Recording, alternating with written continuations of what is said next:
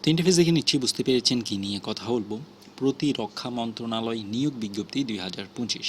প্রতিরক্ষা মন্ত্রণালয়ের অধীনে বাংলাদেশ নৌবাহিনীতে যে নিয়োগ বিজ্ঞপ্তি এসেছে সেই নিয়োগ বিজ্ঞপ্তি নিয়ে আপনাদের সাথে আলোচনা করা হবে।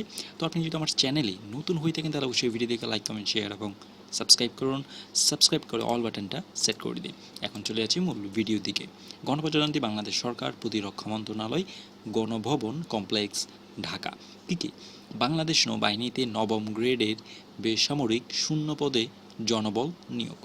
বাংলাদেশ নৌবাহিনী সাংগঠনিক কাঠামোভুক্ত নিম্নবর্ণিত বেসামরিক শূন্যপদসমূহে অস্থায়ী ভিত্তিতে পূরণের জন্য বাংলাদেশের প্রকৃত নাগরিকদের নিকট হতে দরখাস্ত আহ্বান করা যাচ্ছে। কী প্রথমটা হলো ইনস্ট্রাক্টর, গ্রেড 9, বেতনের স্কেল 22,000 থেকে শুরু করে 53,000 টাকার মধ্যে পড়বে।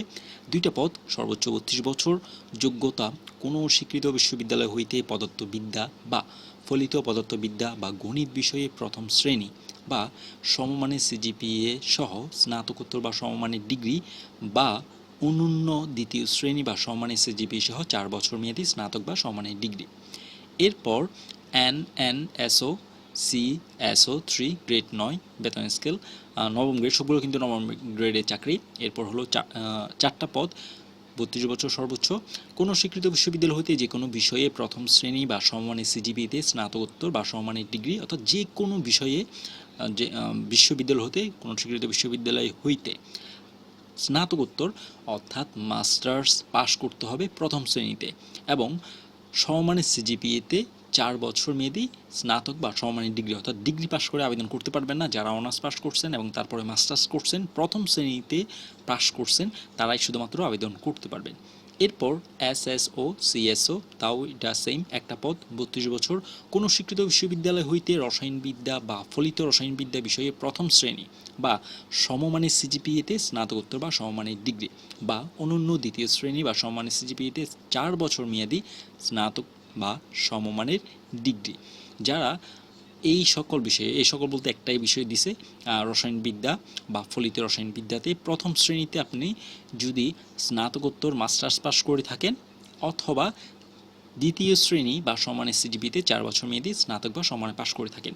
আবার এইখানেও সেম, একটা হলো এই বিষয়ে যে কোনো বিষয়ে, আপনার যে কোনো বিষয় হতে পারে, সেই কোনো বিষয়ে প্রথম শ্রেণীতে মাস্টার্স পাস অথবা 4 বছর মেয়াদী স্নাতক বা সমমানের ডিগ্রি।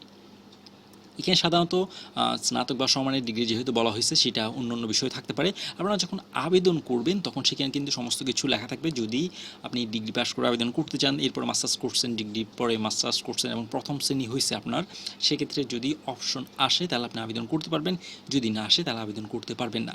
এই জিনিসটা ক্লিয়ার হবে যখন আবেদন করতে যাবেন। আশা করি সম্পূর্ণ বিষয়টা আপনারা ভালোভাবে বুঝতে পেরেছেন।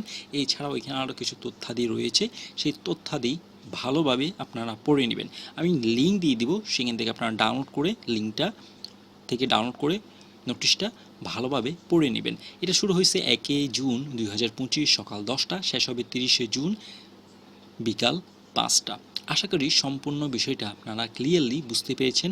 তাও কোনো কিছু না বুঝে থাকলে অবশ্যই কমেন্টের মাধ্যমে জানিয়ে দিবেন। আমি সর্বাত্মক চেষ্টা করব সেই বিষয়টা আপনাদেরকে ক্লিয়ার করে দিতে। আর আপনি যদি আমার চ্যানেলে নতুন হয়ে থাকেন তাহলে অবশ্যই ভিডিও দেখে লাইক, কমেন্ট, শেয়ার এবং সাবস্ক্রাইব করুন। সাবস্ক্রাইব করে অল বাটনটা সেট করে দিন। নেক্সট ভিডিও আসা পর্যন্ত সবাই সুস্থ থাকুন, ভালো থাকুন। ধন্যবাদ সবাইকে। আল্লাহ হাফেজ।